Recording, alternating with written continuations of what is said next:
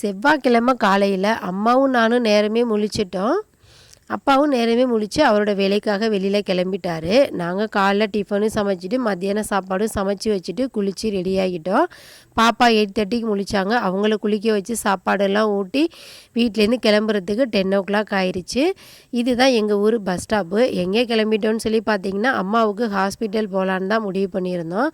Ortho doctor appointment போட்டாச்சு. டாக்டரை பார்த்துட்டு பிளட் டெஸ்ட் பண்ணி திரும்பவும் கன்சல்ட் பண்ணி ப்ரிஸ்கிரிப்ஷன் வாங்கவே 11:30 ஆகிடுச்சு. திரும்ப ஒரு ஆட்டோவை பிடிச்சி நாங்கள் கோவிலுக்கு தான் போயிட்டோம். எந்த கோயில்னு பார்த்திங்கன்னா பிள்ளையார் கோவில் எங்களுக்கு ரொம்ப ஃபேவரட்னே சொல்ல முடியும். ஏன்னா எப்போதும் நான் ஊருக்கு வந்தேன்னா திரும்ப ரிட்டர்ன் வரும்போது இந்த கோவிலுக்கு வந்துட்டு சாமி கும்பிட்டுட்டு வந்தால் தான் எனக்கு ரொம்பவே திருப்தியாக இருக்கும். எப்போதும் அப்பாவும் கூட வருவார். இன்றைக்கி அவருக்கு கொஞ்சம் வெளி வேலை இருக்கிறதுனால அவர் கிளம்பிட்டார். நாங்கள் 3 பேர் மட்டும் வந்துட்டோம். ரொம்பவே ஸ்பெஷல்னு தான் சொல்ல முடியும் இந்த கோவில். எங்கள் வீட்டில் எல்லாருக்குமே இந்த கோவிலில் தான் நிச்சயதார்த்தம் நடந்திருக்கு. அண்ணனுக்கு மட்டும் கல்யாணமும் இங்கே நடந்துச்சு.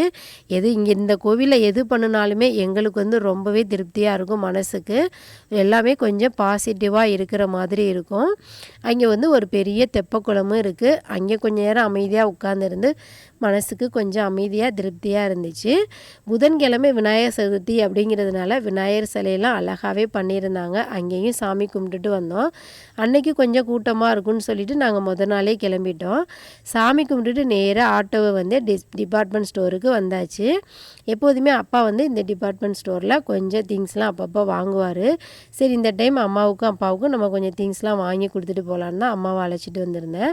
கோதுமை மாவு, ரவா, ராகி சேமியா, ராகி மாவு, சோப்பு, ஷாம்பு, அது இல்லாமல் சின்ன சின்ன திங்ஸு எல்லாமே அம்மாவுக்கு வாங்கியாச்சு. வாங்கிட்டு ரிட்டன் கிளம்புறதுக்கே பார்த்திங்கன்னா 1 o'clock ஆயிடுச்சு. நேராக பஸ் ஸ்டாப் போயிட்டு பஸ்ஸையும் பிடிச்சி வீட்டுக்கு கிளம்பிட்டோம். வீட்டுக்கு வர 1:30 ஆயிடுச்சு.